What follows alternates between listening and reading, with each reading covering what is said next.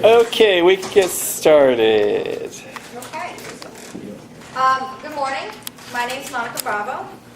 I'm going to try very hard not to ramble or preach to you guys about chairmans, but I do have to warn you that this is something that I feel very passionately about. So if I preach, I apologize. You're in first, so you should be used to it by now. So I'm a second-year student at OSU. I am an alumna of First Team 461, which is a team based out of West Lafayette, Indiana. I have written chairmans for, I wrote chairmans for 3 years. I presented chairmans for 2 years, and I still am very involved in the program, and I still help a couple of teams with their submission essays and helping them prepare themselves for presentations. So apparently that makes me qualified to talk to you guys about chairmans today. We'll see. So to get started, how many of you guys have heard of chairmans? Oh, good. I'm so happy. And how many of you guys have written a chairman's essay before or presented? Okay. That's okay. Well, we'll get used to it. So first, I have to walk on a comfortable distance. So for those of you that don't know what chairman's is and you raise your hand because you're like everybody else is raising their hand, chairman's is the most prestigious award of First, and it's given to a team that best embodies the values and goals of First. So this is an honor. It is an honor to win chairman's. And honestly, I don't really like saying winning chairman's. You are presented with the Chairman's Award. It's not something that you should strive to win. It is something that you should strive to be. You should strive to be a chairman's winning team. I think that is, if you take anything away from this presentation, it's that. Chairman's isn't an award that you win because you donated the most items or you planted a lot of trees, good job. It's something that you made your community into. Sorry, preaching again. So each regional and district event gets one chairman winner, and each chairman winner from a regional event or a district championship is then invited to present the Chairman's Award at the World Championship. Sorry, I'm getting distracted with districts and regionals. Ohio's and regionals, Indiana's and districts. It's complicated. Okay. So I've had a lot of different people ask me why we should submit chairmans. I think that every single team in First should submit chairmans, even if you don't think that you have a chance of reaching those really high prestigious teams. I think you should submit it. I have a very long list. I'm going to try to narrow it down. 1, it's a great way to document what your team is doing. If you submit a Chairman's Award every single year, that is years and years and years of data that you can present to sponsors. You can present to in a marketing event. When you're talking to your school about why you should receive funding or why they should put in time into a robotics competition or team, Chairman's is what you're going to be talking about. It also gives you a great way of helping students and team members learn how to communicate. It adds a new skill set into your team. So I've had a lot of people talk to me about I'd love to join robotics. I don't like math. I hate math. I don't know how to I don't know what a bolt is. I can't do robot things. You're like, great. You know how to write. And if you can write chairmans. And if you like talking to people, you can present chairmans. Or if you like taking video and editing, you can make the video for chairmans. Having a chairman submission every year helps diversify your team and helps bring in new people into your team and will make it all around a stronger team. It also encourages you to make a difference. If you really focus on chairmans, you will make a difference in your school, in your community, in your team members, and that is something that, as we all know, is the point of First. I think that each team in First should strive to be a First team, not a robot team. Robots are great, robots are interesting, that's why we're all here, but there's more to first than just robots. So some of the things that judges look for in chairmans is first growth. So how have you taken, First has made this amazing platform for you to get students into your team and into STEM. It starts with junior FLL, transitions to FLL, transitions to FTC, transitions to FRC, right? How have you implemented this into your community? How have you put this into your school? How have you worked with other teams to get started? All of this is something that they look for. Year-round partnerships are extremely important. You're going to get asked so many questions about year-round partnerships. Partnerships with sponsors, partnerships with the school, partnerships with other teams. Any kind of partnership you can think of, they're going to ask you about. If you can think of something that makes you stand out that you have these partnerships with, use it. It's going to be great. Documentation. This is something that First has really started stressing the past couple of years. You need to have documentation to back up your claims. Words are wonderful. They say a lot, but numbers are really impactful. If you can say, hey, as of 2015, First Team 461 has helped 2,500 Boy Scouts get their badges. That is a big number, right? That is something that you can wow the judges with. And documentation, especially documentation of growth, is what they've been I've been noticing they've been judging for lately, at least at the competitions that I have helped my team with or other teams with. As the really important one is impact on school, community, and beyond. Obviously, this is what the award is presented about. What kind of impact have you created in your school? Have you started new programs? Have you, have you brought different kinds of people into your team? All of these are impacts that they're looking for. And obviously, if you're a model first team, do you show gracious professionalism? Do you help other teams when they're in need? Is there a team in the area that you're helping with? Or they might have been struggling with a certain area and you guys worked together, you collaborated. That teamwork is all what First is about. And these are all some of the things that judges are looking for. I obviously had to limit it to a couple because we could be here all day talking about what judges look for. It also changes per judge. And another that's really hard to hear, it changes per judge and it changes per competition. They try to make it as even as possible, but you're just going to have to feel it out when you're talking to judges, in my personal opinion. So, Chairman's is submitted in 4 different parts. There's the essay, 10,000 characters, good stuff. An executive summary, which is pretty much just a bunch of questions that they ask you when you turn in your essay. Don't forget about it. I always had the habit of forgetting about it and then be like, oh, we need to turn in our essay. Oh, we need to answer those questions. There's about 12 questions. They're all listed in the manual for you. I think. Yes, they're all listed in the manual for you. They're not that hard. If you wrote the essay, you should be able to write the executive summary. They're pretty much just sound bites that are easy for the judges to refer to quickly. Then there's the presentation, and then finally the video. The important thing I want to stress here is that all of these should be cohesive.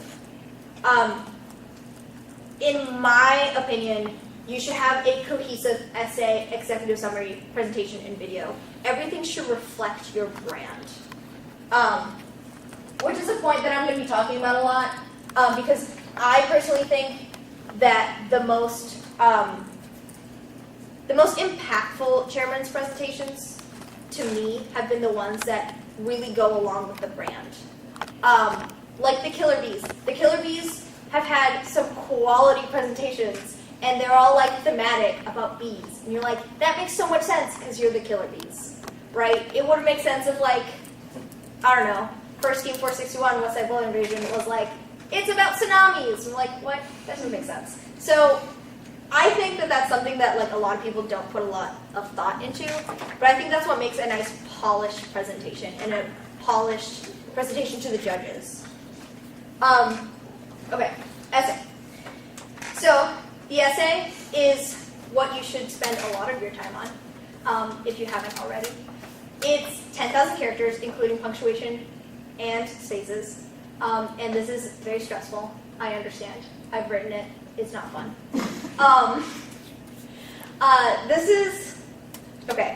This seems like a lot. Like 10,000 characters seems like a lot of characters. It's not. You're going to run out of space. You're going to be like, oh, we didn't talk about this. That's okay. You don't have to hit every single thing that you have been doing for the past 5 years. Like, that's not something that you need to do.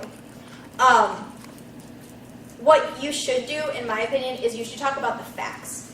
This is where you should list your numbers. List what really sets you apart from other teams. Prioritize what makes you different.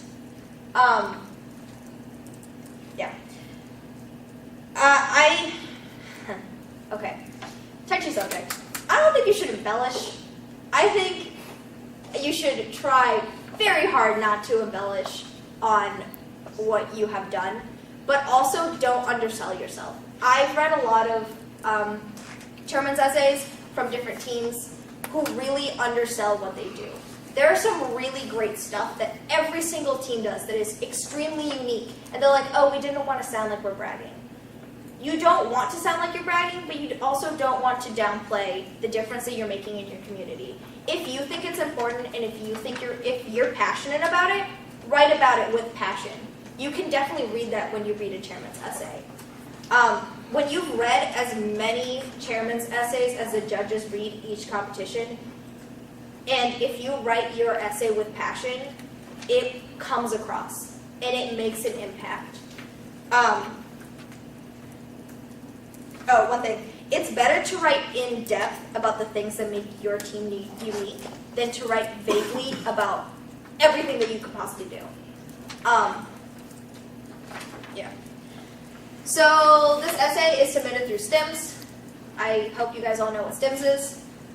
Your head coach will be like, yeah, this person's submitting. And then you go on to STIMS, and then you submit it through STIMS. And STIMS will have where to turn in the essay and filling out the executive summary.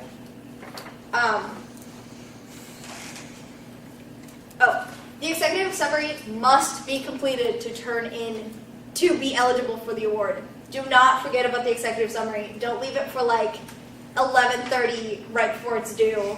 You have to fill it out. I had a team one year that was like, oh, we didn't know that, so they weren't eligible that year.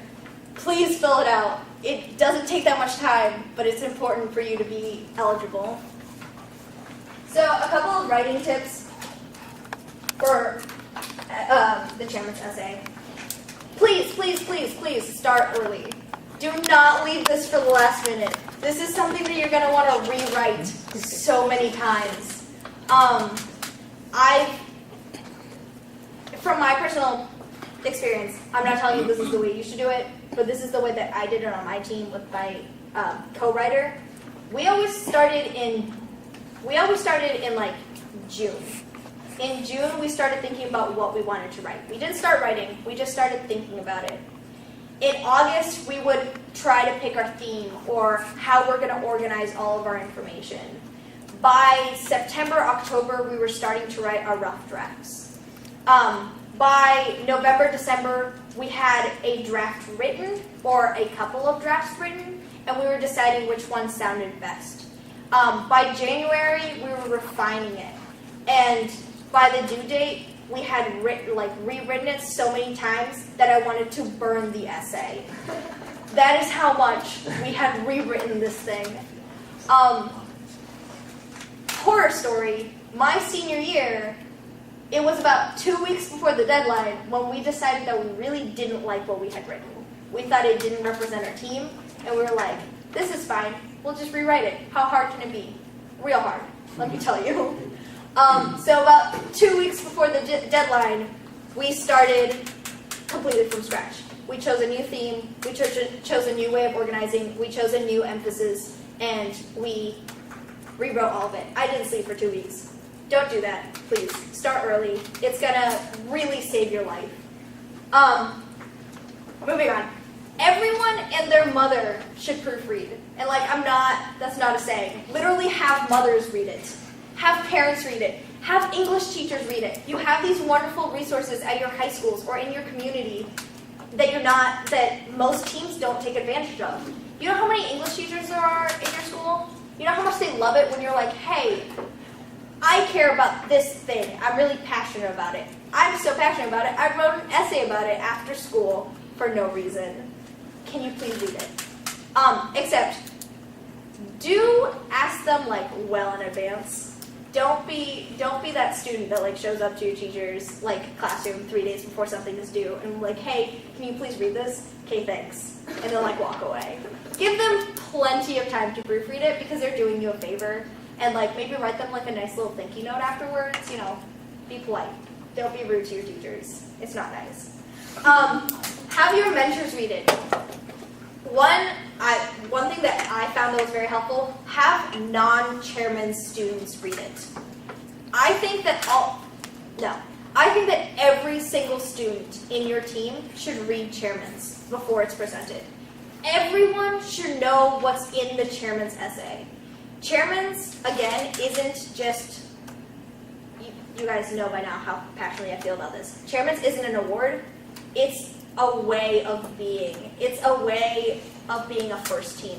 So everyone on your team should understand what chairman's is and what's on your essay, because they're all part of it. It also helps to have some more technical minds on it, and they might think of something that you haven't. Have mentors read it, have parents read it, have non-first community members read it. That's a very important one, because your judges won't always, if you get a brand new chairman's judge, they might not know what first is until they heard this thing and someone asked them to be a judge and they were sure. And then they showed up and wow, I'm way over my head.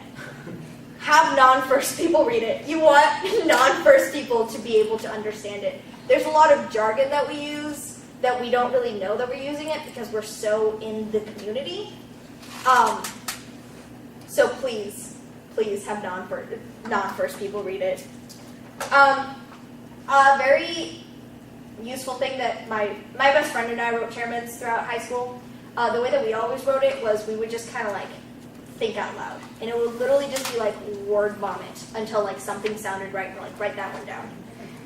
It's always useful to have partner writing and just start speaking. Start speaking from the heart. Start speaking from what you think is important. And I promise that you will get something out of that if you do it that way. Obviously, there are a lot of other ways of writing, but that's just the one that I found the most helpful. Write many different versions. This isn't something that I personally didn't start doing until junior year. We would write a lot of different versions of chairman's with focusing on different things each time. My junior year, I think we ended up writing 5 to 6 essays that year. Not all of them were thoroughly proofread. Some of them were 2 pages long. Some of them were 2 paragraphs long. But have them focus on different things. Have one focus on growth. Have one focus on your community. Have one focus on alumni. Have one have a really cheesy theme. Have one be super professional. If you write many different versions, you're gonna get a better feeling of what you want out of your chairman's presentation. It also helps you organize what you want, and it helps you find the essay that best aligns with your team brand. Make personal deadlines. I highly suggest making a personal deadline at least 2 weeks before the actual deadline. Give yourself plenty of time to completely scrap everything and restart. I know it sounds crazy, but some days you just feel really passionate about chairman's, and you're like, okay, yeah, I hate all of this, and I'm going to rewrite it because I know I can do better. This should give you enough time to rethink everything. It should give you enough time to for everything to be cohesive, which again I think is extremely important, and it will make your entire life less stressful for all of build season. Lastly, In the manual, first has definitions. Don't overlook these. First has definitions for words like hosted, started, supported, mentored, assisted. All of these are like clearly defined for you. You don't have to like guess and like hope that you're using the right word. That's a powerful resource that I don't think a lot of teams really like look into. And then when they get talking to judges, they panic when judges ask them questions that are implied by their wording. Moving on to the presentation. The presentation consists of 3 students. It's a maximum of 12 minutes. It consists of 3 students and is presented to a panel of 2 to 3 judges. Almost every time that I've ever presented chairmans, there's been 3 judges, but I also had once where there were 2 judges. This should be the like personal part of your presentation. This is where your charisma comes out. This is where you can get fancy. This is where you can really make them feel. Like maybe cry a little, don't cry. But you know, maybe. This is where you should be speaking from the heart. I talked about writing with passion. Talk with passion. Don't be scared. I know it's really hard to say that because it's terrifying being in this tiny room with 3 people who are staring at you. And you're like, oh, I have to do this in less than like 12 minutes. This is very stressful. Take a deep breath before you walk in. And remember why you're doing this. You're doing this because you're passionate about FIRST and you're passionate about your community. And if you have that passion and you speak with that passion, that's going to come across to the judges. I suggest that your 3 speakers are strong speakers, and they're leaders in the team who are well versed in history, numbers, and the different events. It really helps if the people who are on your chairman's presentation team are the same people who like go to all of your outreach events or are the ones who organize things. I know that's a lot to ask for, but you know, it helps. I also think that it's helpful that if you have a very upperclassman heavy team, bring in underclassmen. The worst thing that's possible for any of you that have lived it is if you're a freshman on a team and you have all this new responsibility and then they're like, oh yeah, the people who used to do this graduated, so like good luck. It's the worst. You don't know what you're doing and you're very lost. If you have people who know what they're doing, have them, give them freshmen to shadow them. Like, make prodigies. Like, it will save your team. It's so beautiful. I was that freshman. It's miserable. Don't do that to your freshmen. Please have a contingency plan in place for when you graduate, because you will graduate, hopefully. Just saying. Okay, the presentation is a maximum of 12 minutes, with a maximum of 7 minutes to like set up and talk. I'm not entirely sure. They might have changed this because I always remember it being 5 minutes for the presentation. They change it not every year, but they've changed it over time. They've changed it over time. It's changed over time, yeah. Yeah. So you. I might just be old. The key is every year when the administration manual comes out is to reread it. Yes. Don't assume that what was good last year is the same this year. Yes. Because one year they didn't allow the mentors in the room. Yeah, they just started doing that. Right. So that was a change. Yeah. Again, I'm getting old. Now it's a maximum of 7 minutes. Now it's a maximum of 7 minutes, so that's great. You have 7 minutes to set up and present. I suggest like getting all of the jitters out before you walk in. You want to walk in with a strong presence. You want to walk in like you know exactly what you're going to talk about and you are passionate about what you want to talk about. Take like 3 deep breaths before you like open the door and you're like, I got this. Walk in with the mentality that you know what you're doing and you are the best person qualified to talk about your team at this very moment. Which, if you've done all your preparation, you should be. You're going to be fine. I know it's scary. There might be like scary noises. I had a chairman's judge room one time where there was a really loud fan the entire time. And it was terrifying, kept making really loud noises. It was very stressful. But if you take a deep breath and you walk in, you're like, I'm fine, I got this. During your presentation time, you're free to use a visual. This visual can be your video, a poster, a scrapbook. You can get really creative. I've seen someone bring in trees because they had a presentation that was like about like a family tree, and they literally brought in a tree. I've also seen one where it was like a Broadway theme one, and they brought in like a vanity set on wheels, and it was like all about like the tools of first. I don't know, it was weird, but like be creative. If that like fits into your team, go for it. What's up? What did you use as your video? I always use scrapbooks. And the way that we always did it is we always made a scrapbook, and then we would flip each page like when we talked. So we would always stand in a row, and then the person speaking will step forward, flip a page because that's a visual cue to the judge, and then talk about whatever's on the page. I've seen people use posters. I've seen people use like paper mache things. You can get as creative as you want. That's just what best stuck with our brand of the team, and we almost always never gave ourselves enough time to like prepare a visual. So that's why we did that. But don't do that. Give yourself enough time to prepare a visual. And then you have a 5-minute question and answers period. This is going to feel very stressful. I understand. My best advice for the question and answer period is have people, before you go into the presentation, talk about what topics each person is going to talk about. So if there's a question that comes up about FLL, oh, I know, I'm going to answer that. So you're not talking over each other. You're not spending valuable time looking at each other and be like, are you answering? Am I answering? How is that working? If you go in knowing exactly what you're going to talk about, it's going to help you out. We always had mentors like drill us for about 2 weeks every time before we presented about what we were going to talk about. They would ask us questions, and it didn't have to be like, oh, we're having chairman's presentation time now.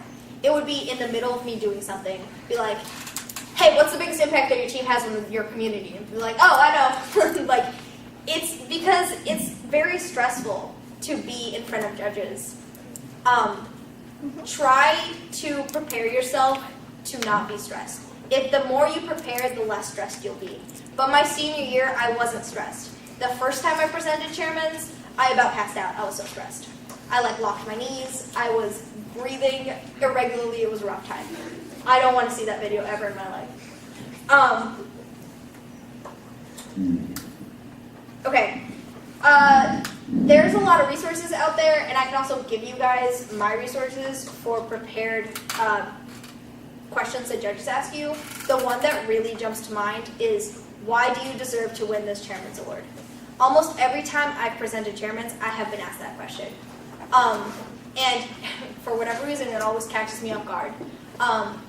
It's such a blunt question, but the way that you prepare it says a lot about your team. You can have one adult mentor in the room as of right now until they change that again. This mentor is only allowed to be there to like take notes and then give you feedback afterwards. They can't speak unless you need translating for the judges or the students. That's the only time that your mentor can help you. But this is a valuable resource. If they don't change this next year, please make sure there is an adult mentor there taking notes. They can watch the judges' reactions better than you can because they're not stressed. They can watch how, like, the feel of the room. They can watch how you're presenting. This is a very valuable tool for you, especially now that you can present chairmans multiple times in each season. Afterwards, I would say immediately afterwards, talk about how it felt. Talk about what could go wrong, what could go right next time, what you could change, what you think was useless, what you think was really good, and then walk away from chairman's for a little bit, and then like reconvene the next meeting. Do you have a question? Yes. What, I guess, for setup, can you define setup? And is it better to give a longer presentation and have a really quick setup, or what do you mean by setup? Okay, so I want to give you a definitive answer for that, but I've had judges take this differently each time. Okay. I've had judges who start the clock as soon as the door opens. They start the clock. They're like, okay, fine. I've also had judges who let us line up and place our little things there and introduce ourselves a little bit, and then they're like, okay, are you ready to start the clock? So my best advice for you is talk to other teams who have gone. Okay. Ask them how are the judges? Were they nice? Is there anything I should watch out for? Like a loud fan in a judge's room. I'm still upset about it. It's been 2 years. It's 3 years. Talk to them about if the judges started the clock right away or beforehand.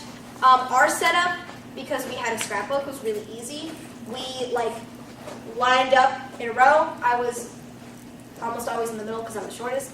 And then we would place the scrapbook in front of the judges, and we would give them we would usually give them a button and one of our wristbands, and then hand them the video, and then we'd start our presentation. So our setup was really short.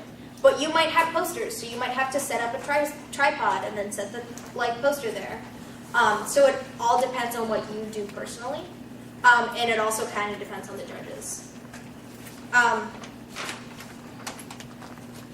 So moving on, speaking of the video, don't forget that the video is important. Without a video, you cannot present chairmans, right? It was last year. It was last year. So it's changed. Because I know without the video, if you didn't turn in your video, when I was in high school, you couldn't do questions and answers.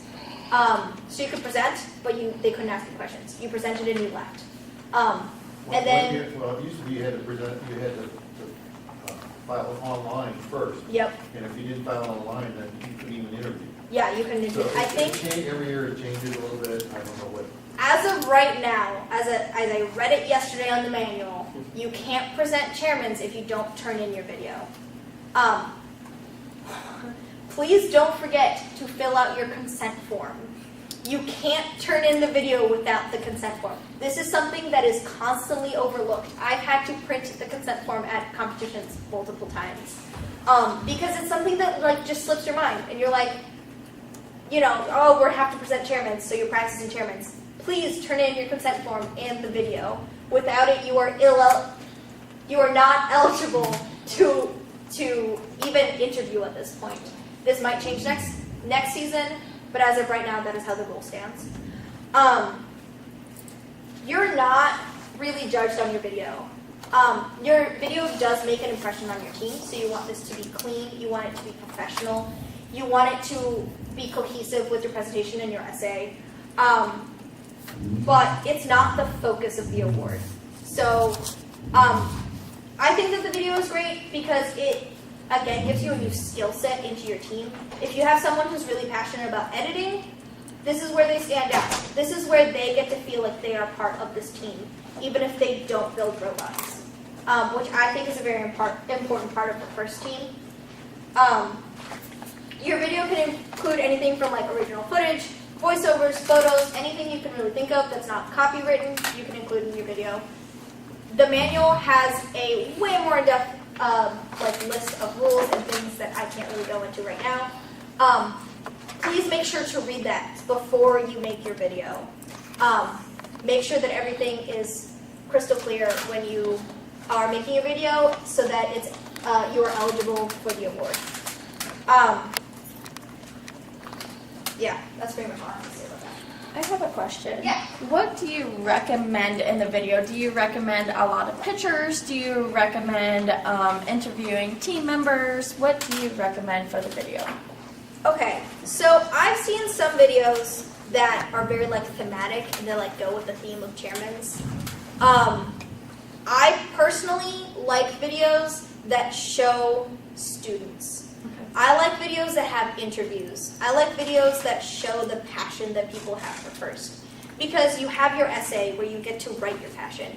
You have your presentation where you get to talk to judges, but that's a one-time thing. It's once and over. this chairman's video can be used for so many things. You can use it for marketing. You can use it for, you can play it at your pit and like really show off how fancy you are. You can use this in so many other ways other than just the chairman's award submission that I prefer to see original footage. I prefer to see team interviews. I prefer to see even like if you can find an alumni to talk about your programs. And I like seeing mentors. I like seeing all different parts of the communities that you are like impacting. I like to see all of that in a video. Which I know is hard because like you have to get original footage and like if the event's already passed, you're like, ah, darn it. But you know, you can do the best with what you have, is my best advice. So, themes. I've had a lot of people, I talked to a lot of people before creating this presentation, and a lot of them talked to me about themes, and they're like, I don't know when to use themes, I don't know when not to use themes. My best advice is for themes. Themes are great because themes help you organize things. Themes are great because they can be cheesy, and like if your team is super cheesy, then like that's great. Themes can be not so great if you have a super professional team, and that really doesn't go with you, and like you show up to chairmans in like bow ties and like fancy clothing, and then you like talk about, I don't know, a birthday cake for like the entire time. I think themes are great. I'm all for them. Use acronyms. First loves acronyms. I've used so many acronyms. I think they're great for organizing ideas. But I think this also plays into what I was saying earlier about writing a lot of different like types of chairman's essays. Again, by July and August, my chairman's writing team and I would have about like 17 different themes that we had like thought of. We would sit there and we brainstormed so many acronyms. I'm very good at writing acronyms now. We'd write acronyms. We'd write like cheesy ways of like of organizing our chairmans. We would have super professional themes. Any theme that you can think of, write it down. It can't hurt to at least have it written down on paper. And then see which one best fits with your brand. I think that's my best advice on themes is make it fit your brand. Make it feel right. If you're not comfortable with a super cheesy theme, don't do it. Like, this is your chairman's submission. Like, if you put it up to a vote and you really, really, really want this like super cheesy theme and everyone's like, that's the stupidest thing I've ever heard of, don't go for it. Just, your entire team's gonna be really upset with you. And remember that it's not just you, it's your team. So, I say, make it about your team. Make it fit with your team brand.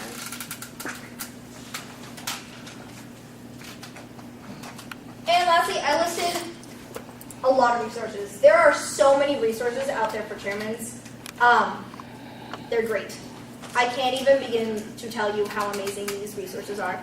The first manual, for any of you that have ever actually read it, is super confusing. It's miserable. I've read it so many times, and every time I'm like, I don't know what this means. Please read it every single season. Things change. Like now it's 7 minutes instead of 5 minutes. You can now have a mentor in your room. You used to not be able to have a mentor in your room. You used to not be able to, you used to be able to present if you didn't turn in your video. Now, or, you know, all of these different things change every single year. So this manual is so important to read. Please, please read it. It's going to drive you crazy because it has all this jargon and it's confusing, but I think it's super important. Chief Delphi, for those of you who don't know what Chief Delphi is, forums, it's great. It has a complete guide to chairmans. This complete guide to chairmans is one of the most beautiful documents I've ever seen in my entire life. It's so like thorough, it's amazing. It might be out of date though, so again, please, please, please, I can't stress this enough, please read the manual. Past winners, have their videos, as of now, they have their videos on the first website. The first resource page has their videos. If you want to see earlier videos, go on websites. A lot of teams have websites. If there's a team that you admire for chairmans, like Symbotics. Symbotics is an amazing chairman's team. Look at the past winners, see what makes them stand out. Is it that they have a super cheesy theme? Is it that they have a very cohesive look? Is it that they had a super important impact on their community? Did they talk about 20 different impacts, or did they focus on one? All of these are things that you can read and you can look up, and you can help build your own chairmans from. Again, the first resource page, really confusing. At least that might be because I'm not signed into Sims now, but it's pretty confusing. Still pretty useful if you spend the time to look through it all. And community members. Don't forget about community members. You're pretty much writing elevator speeches for your team. You know, What's an elevator speech? that is such a good question. An elevator speech. I know what elevator music is. I don't know what elevator speech An is. elevator speech is when some poor schmuck gets stuck in the elevator with you, and you're like, hey, let me pitch you this idea. It's called First. And you want to give them the quick idea of what your team is and what it stands for. That's what Chairman's is. You're pretty much just telling the judges how great your Chairman's is, or how great your team is. And in an elevator speech, you do that quickly. You're gonna get used to it because when judges come around and ask you questions about Chairman's in the pits or about outreach in the pits, you're gonna get very used to talking about your team quickly and efficiently. But this elevator speech idea is used by so many professionals in your community. Talk to politicians if you want to. Talk to people of parts of the school board. Talk to people who give presentations as their jobs. As long as you give them enough time to respond, they'll be happy to help you. Which is also important for building relationships in your community, which is part of First and Chairman's. So that's pretty much all I prepared. I'm trying to think of anything that I forgot.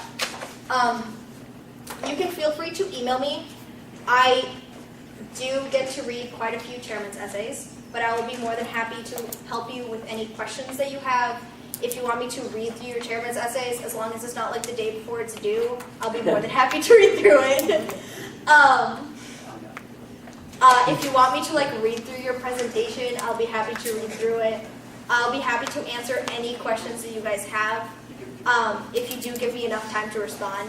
I am a college student, so I do have my own life, but I do feel very passionately about Chairman's and First, and I want to help you guys the best I can.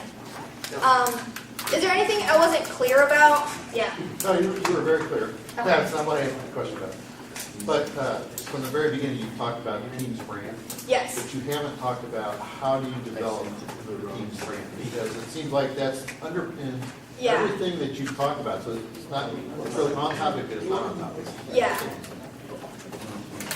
So, okay, this idea of a team brand took me a long time to understand really. A team brand is a cohesive look to your robotics team. If you think about those great robotics teams, if you think about those super fancy robots, and then they have super fancy handouts and they all look great, those are teams that have put a lot of thought into their team brand. You guys, you're black and yellow and white? All three colors? Just two? All three? Okay. Right? If you want to develop this idea of a team brand, do you want to present yourself professionally at all points in time? Or do you want to be that team that has the silly cats and they're so over the top and they're great? Or do you want to be a more professional team? When you walk into a chairman's presentation, are you going to be the team that is in dresses, high heels, ties and button-ups, or are you going to be in Argos's overalls with the stripes, and you have this cohesive look to everything? So the idea of a team brand is something that really needs to be developed over time. It does take a long time to develop a team brand. Well, I wouldn't say it takes a lot of time. It takes a lot of effort to develop a team brand. We personally had a file on our shared drive that was team colors. There were approved team colors. Team yellow is one of my favorite colors because I had the code memorized for it for a long time when we would make handouts for it. Making sure that everything's the same color. Making sure that if you have a mascot, that your mascot looks the same in everything. These are all parts of team brand that I think take a lot of manpower to make cohesive and really develop within your team, but I think is the key to being a good chairman's team and being a good first team, because it helps you market yourself very well. It helps you get sponsors. If you show up to a company and you're like, hey, do you want to donate some money to our robotics team? And they're like, yeah, what is it? And you don't know what first is, and you have this really sloppy definition of what you're doing, and you can't give them any resources to go to, that doesn't look too good. But if you go to a company and you explain to them who you are, what first is, what you're trying to do in the community, and you have these sleek resources that you can send them to or you can hand out to them, it really reflects a lot on who you are as a team. Does that answer the question? I hope that answers the question. I rambled, but that was pretty much it. Any other questions? Chairman's is a really dense topic, so I feel like there's questions. I feel like there should be questions. Yeah. So how much time should you spend on the contingency plan compared to outreach, or is that just the theme that since you have different themes, is that just one of the themes that you have to choose? In my opinion, contingency should be part of every theme. Okay. I think you should, no matter what the theme is, I think contingency is a very important part of Chairman's, because you're talking about growth. You're talking about how you have changed throughout the years and how you want to change the future, which is a lot about what First is about, right? Changing your community, changing the future, creating a better future for all of us. So I think the contingency should be part of everything. That's a hard question. I think I can't really give you that many guidelines on how much time to spend on each thing, because I think that's a very specific question to your team. If you have a well-developed contingency plan already, you should definitely update it every year. So if it's just updating it, maybe spend a week or two on it. If you need to create a contingency plan, spend a lot of time on that. Create a platform for future team members to just have to update it. I know it's hard being that one team member that has to create that first thing. 2 years before I joined the team, we didn't have we had to restart our entire business plan, and that thing is so long. I felt so bad for that student, but by the time I was in high school, all we had to do was just update the dates and maybe change a couple things here and there, change the wording, have someone read through it. So it really depends on how you where you guys are as a team. But I think that it's important to have a strong contingency plan with growth and a little bit of history. Okay, so that was my next question. Yeah. How much history do you go back? Do you explain that, say, a little bit of the innovators' history? Mm-hmm. We were an FTC team, and then we were an FRC team, and and then it just goes on and on. Do we need to include that, or do we just need to do this is this? Just start summarizing more. Exactly. Yeah. Okay. I mean, it's like we've had judges say, we really like this. But Yeah. that was several years ago, and we've gone on and we've had debates on, how much we do include and how much we don't include. I mean, kind of my stuff is some of our beginning history, those students are now graduating from college. Yeah. And it's like, it's great history, but, now we have we're kind of rotating through, second set of students after them. Yeah. And so I we're think- trying to figure out where that balance is. Yeah, it's great to have a little bit there, but where's that balance? It's a hard balance. Mhm. I think it's, okay, one thing that I can definitely tell you, it is important for your students to know that. Right. That is a great thing, like, because when judges come to you at the pits and they ask you questions about that, and you know that like the back of your hand, that's impressive. Definitely be able to tell judges about your history. I think that goes for almost every team. Every team should know their history. Almost every member should know your history, but especially your chairman's presenters should know your history of the team. When the team was founded, like any like major milestones. As far as putting it in your presentation and in your essay, again, this is one of those things that like first keeps changing every year. The guideline for when I was in high school was to go back no more than 2 to 4 years.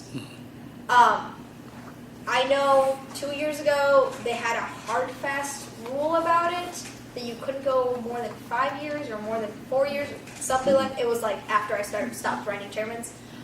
They had a hard, fast rule about it. I would say always, not always. I would say for like my personal team, it was always important for us to like start off our presentation by when we introduce our team, we say, we're First Team 461, Westside Bowl Innovation. In 1999, we were founded, and then like give like a small like 2-second summary about like who we are as a team. And then maybe those important milestones, like summarize them in like 2 sentences, and then talk in depth about the past 2 to 4 years, or 2 years. I feel like First really changes on that. Sometimes First wants a lot of history, and they want to know where you've come from and who you are now. And sometimes First wants to know what you're currently doing in the community. So read the manual. They might have a rule about it, but my rule of thumb is stick to the past 2 to 4 years. And then like quick summary on the highlights. So like when your team started, if you started a program like 6 years ago and it's doing great, talk about that. If if your team is graduating college, like that first year is college, maybe mention that. That's a huge milestone for new teams. Be like, look, 8 years ago? 8 years ago, we were a brand new team, no one knew anything, and now they're graduating college.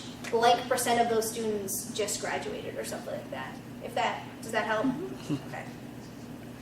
Any other questions? Yeah. That seems like to win chairman, it's almost assumes you have to have a lot of community outreach. Mhm. But have you seen where maybe some winners actually won but didn't focus on that part that allowed them to win if they didn't have all that outreach available?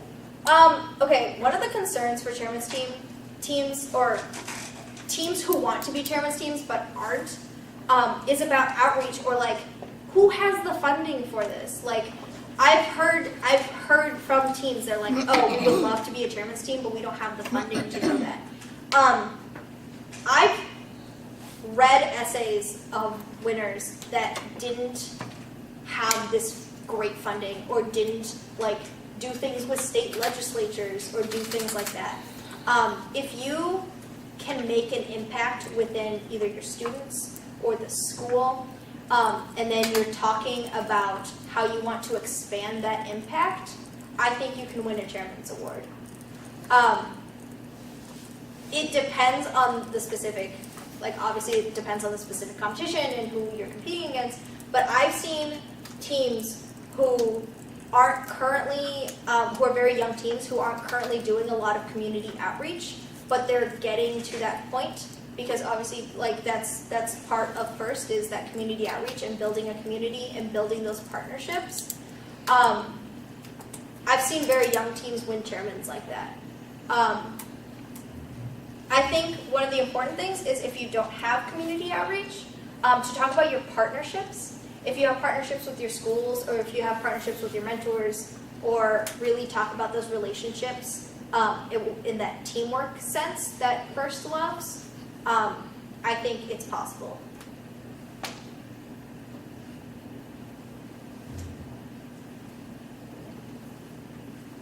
I'm trying to think of anything else I can add to that. Did that help? Okay. Yeah, I think that's a good answer. Anyone else? Okay, well, you guys have my email. Feel free to email me. You're probably hungry, and hey, we ended on time. So, thank you very much for listening. I hope this was useful. Feel free to email me any questions. You got it.